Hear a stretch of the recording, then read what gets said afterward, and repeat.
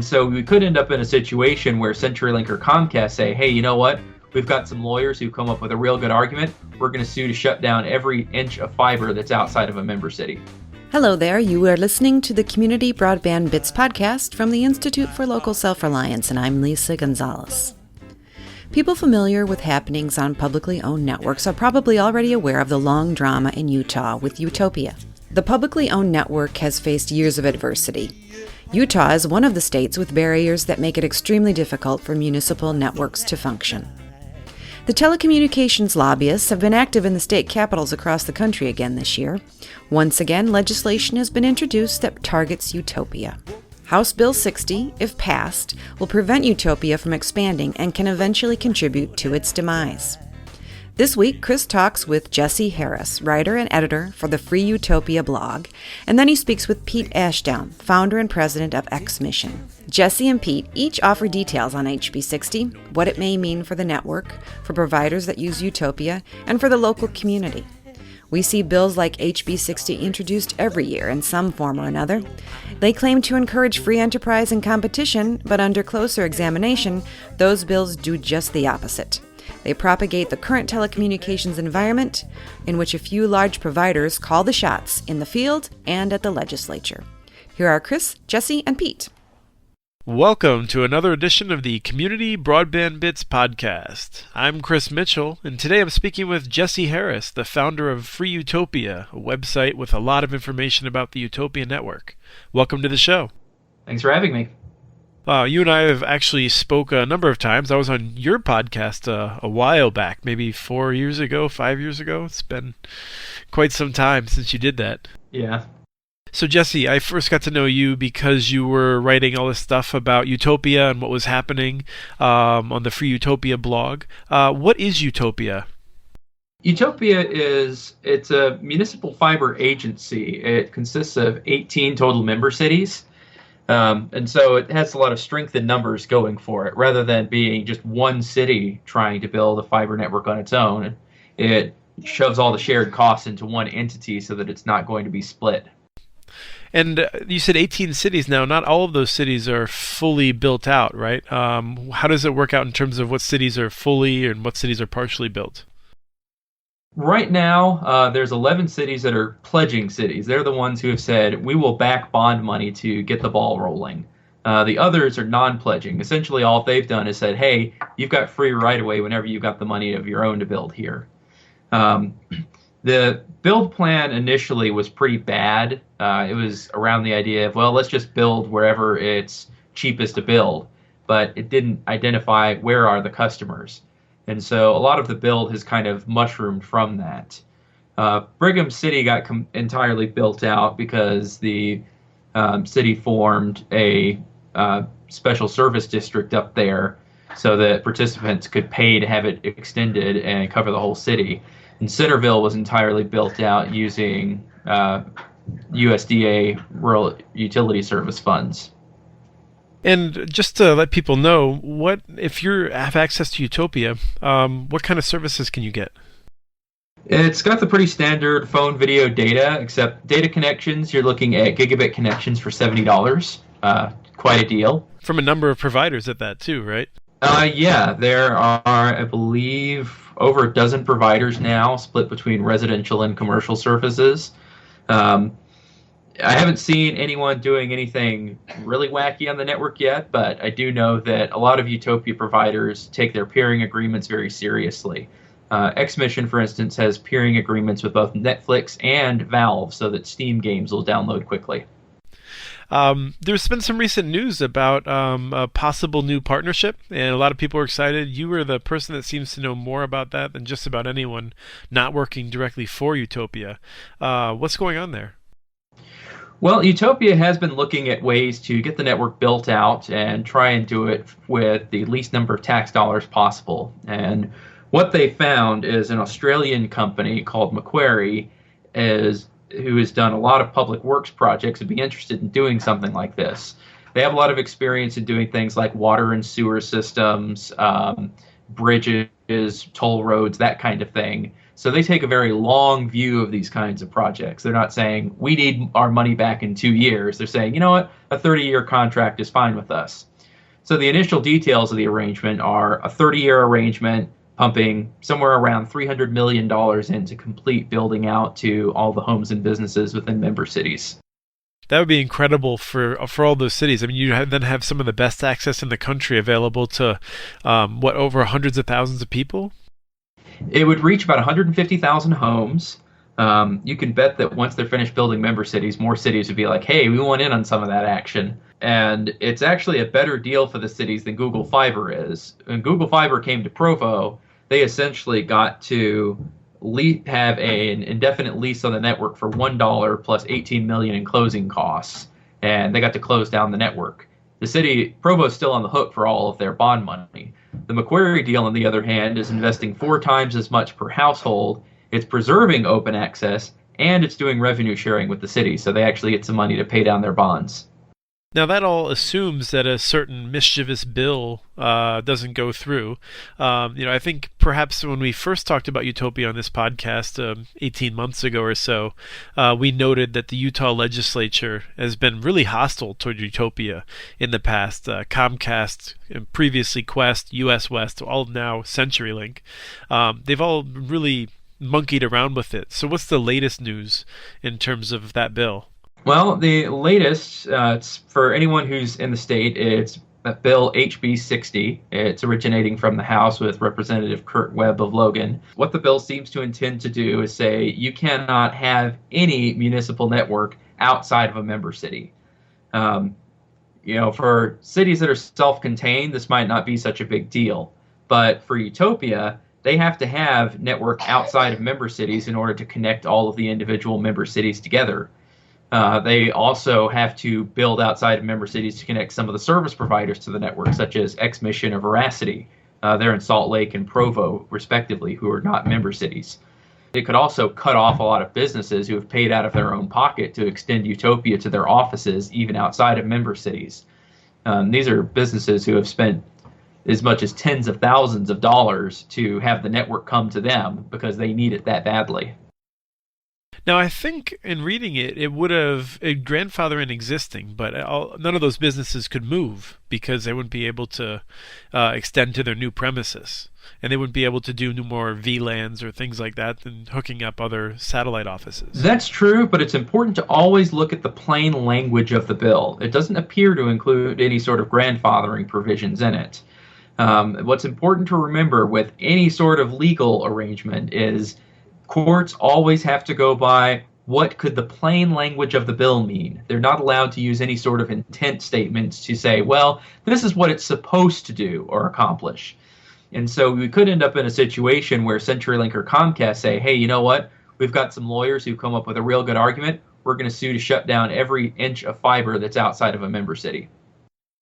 All right, and it's often the lawsuits that's more damaging as opposed to the verdict because of the delay, the uncertainty, and it would certainly be enough to scare off Macquarie. It could be. Those kinds of suits usually stretch on for years. They cost many millions of dollars, and everything is at a standstill in the meantime. It seems kind of backwards, though, because if this bill passes, you put the cities on the hook financially, you cut off services to businesses, and you chase away a $300 million investment. That seems like a bad idea. Do you think that's going to actually happen? I am not too confident that the bill is going to pass. Now that there's a lot of attention on it, I don't think it could be passed anywhere close to its current form or even at all. The members of the committee have been peppered with contact to say, hey, don't do this. You've got local businesses contacting them saying, don't do this to my business. It's going to be a very hard sell now. The way that these kinds of bills work is they need to move very quickly, try and stay under the radar for as long as possible. Right. That's what we've seen in just about every other state. Is there anything else going on there that we should know about with Utopia? There's not really a whole lot else going on with it right now. They're working with Macquarie to try and hammer out the full details of the deal, get it going. The good news for them is they have been meeting or exceeding all of their financial targets for the last 4 years.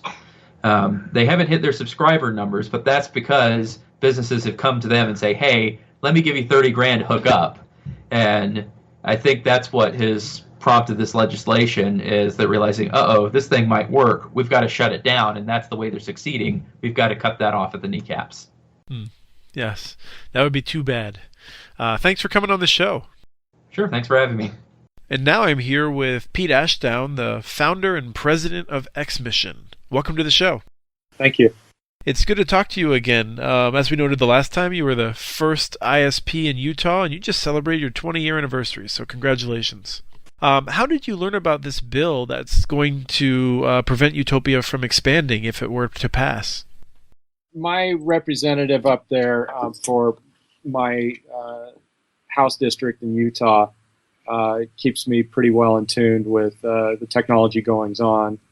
And she emailed me on Monday and said, what do you think about these two bills? And one of them was harmless redefinition, but the other one was specifically geared towards an interlocal entity that lays fiber. And in Utah, there's only one of those, and that's UTOPIA. And it was pretty apparent after a quick read that what it was trying to do was restrict UTOPIA. Why would the Utah legislature want to restrict UTOPIA at this point? That's a good question, and I'm somewhat suspicious of the timing in that UTOPIA has a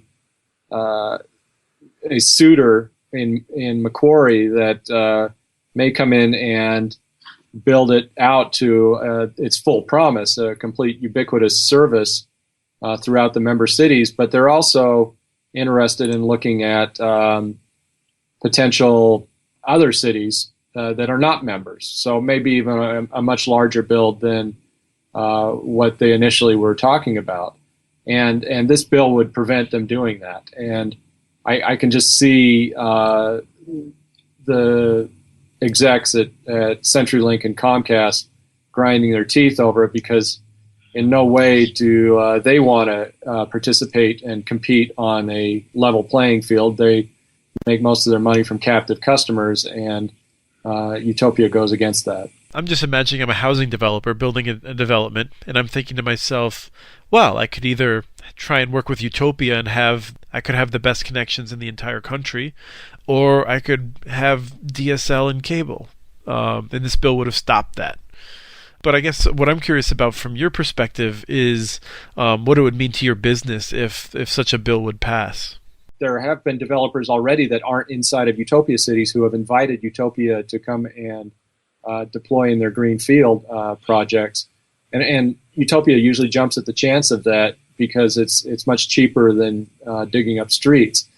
So there are already some on there like that. As far as what it would mean, I think a lot of it would stay the same, honestly. But we are not, X-Mission is not located in a UTOPIA city.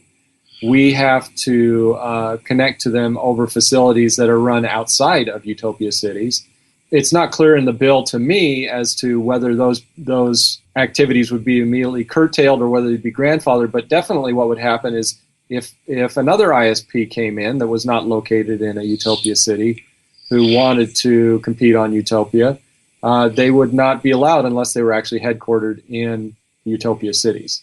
It causes damage for the future, and as far as Macquarie goes, it probably would cause some damage in their evaluation of whether this is a viable project or not. I would imagine the economies of scale apply here, and if they can do all of Salt Lake County instead of 3 cities in Salt Lake County that are member cities now, it might be more of a attractive project to do. We'd like to see that move forward, and living in the digital ghetto that is Salt Lake City, I would like to see it move forward in Salt Lake City as well. As a small business, that's you have a very intimate relationship with your subscribers, often located right there, physically close to them. What would it mean to have access to 150,000 households? Is that something you dream about? It would certainly be a boost to our business, and we have been gutted over the past 10 years in residential access, both from Comcast and from CenturyLink.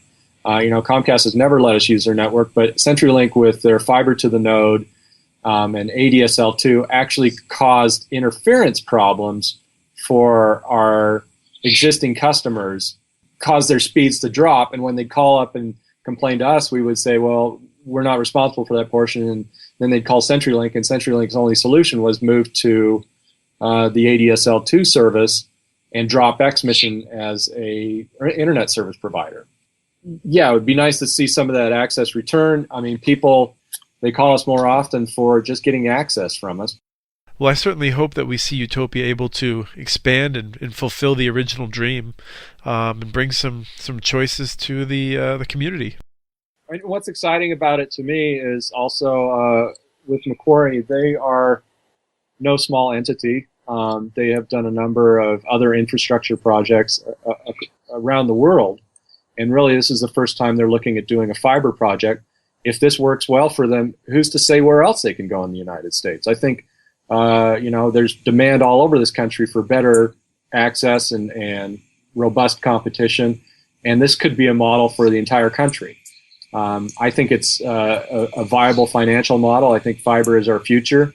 But getting our federal government on board with that has been slow in coming. It's nice to see a private entity investigating it. I hope they take it on. This is something I've been talking about for over a decade, that we need more municipal fiber to boost competition in this country and provide needed bandwidth to all Americans. But the government has been slow to get behind it. Yes, it has. Well, thank you for talking with us today. You're welcome, Christopher. Be sure to visit freeutopia.org for updates on HB60 and all the news on Utopia. XMission's website is xmission.com, and we have more on Utopia at muninetworks.org. The Utopia website is, of course, utopianet.org. If you want to email us with questions or ideas for the show, write to podcast@muninetworks.org. Follow us on Twitter. We are @CommunityNets. This show was released on February 11th, 2014. We want to thank the group Fit and the Conniptions for their song, Bless Your Heart, licensed using Creative Commons. And thank you again for listening. I thought it had died. Bless your heart.